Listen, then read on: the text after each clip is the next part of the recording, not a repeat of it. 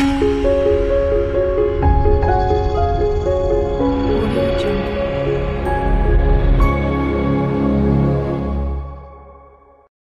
students, welcome to my channel. In 12th Maths Chapter 6 Exercise 6.1 fifth sum பார்ப்போம். Vector using method prove diagonal of parallelogram are equal. அப்படி equal வந்துச்சுன்னா இது ஒரு rectangle அப்படின்னு சொல்லியிருக்காங்க. So ஒரு பேரலோகிராம் வரைஞ்சிருக்கோம், அதோட டயகனல்ஸ் வந்து ஈக்குவலாக இருக்குன்னு சொல்லியிருக்காங்க. அப்படி ஈக்குவலாக இருக்குன்னு நம்ம ப்ரூவ் பண்ணிட்டோம்னா அது ஒரு ரெக்டாங்கிளாக கூட இருக்கும். ஸோ இதுக்கு நம்ம பேர் கொடுத்துக்கலாம் ஏபிசிடின்னு சொல்லிட்டு. ஸோ இது கொடுத்துருக்கிறது நம்ம எழுதிக்கலாம். Letter ABCD is a parallelogram.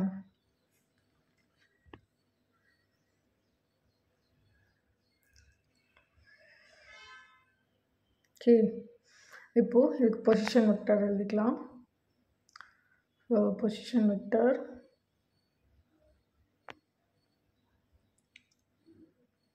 So ஏலேருந்து பிக்கு போகிற வெக்டர் வந்து ஏ வெக்டர் அண்ட் பிலேருந்து சிக்கு போகிற vector B vector. So AB vector equal to A vector and BC vector equal to B vector.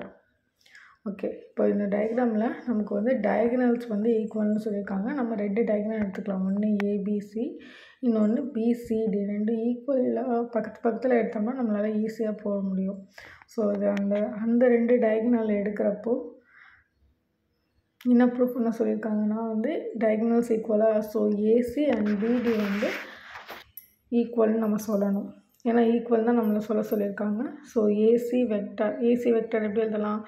AB and PC. AC டைரெக்டாக எழுதக்கூடாது இல்லையா? So AB vector plus BC vector. ஏபியோட வேல்யூ ஏ வெக்டர் ப்ளஸ் பிசியோட value B vector. இப்போ அதே மாதிரி பிசிடியில் பிடி வேணுமா? பிடி வெக்டரில் பிடி டைரெக்டாக எழுதாமல் பிலேருந்து சி வெக்டர் ப்ளஸ் சிலேருந்து D vector. BC vector value B vector plus சிடியை வந்து மாற்றி எழுதணும்னா டிசின்னு எழுதலாமா? அப்போ டிசின்னு மாற்றுறப்போ சைன் சேஞ்ச் ஆகி மைனஸ் ஏ வெக்டர். இப்போ இது ரெண்டு ஈக்குவல்னு சொல்லணும். So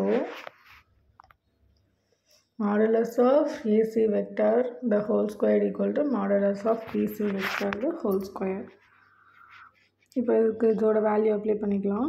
A plus A vector plus B vector the whole square equal to இதில் A vector B vector minus A vector the whole square.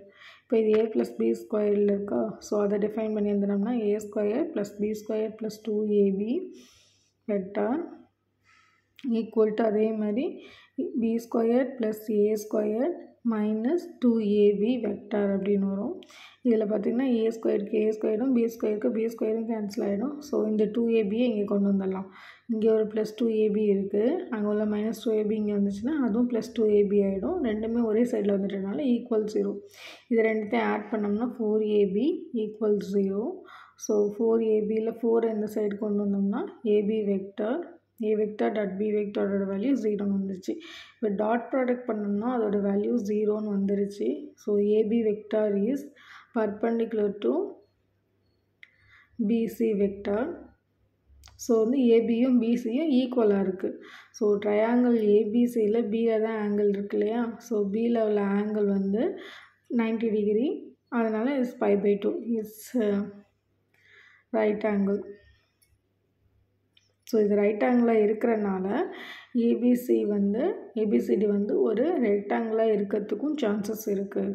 So ABCD is a rectangle. Okay, அவ்வளோதான் இந்த sum. Thanks for வாட்சிங். Thank you.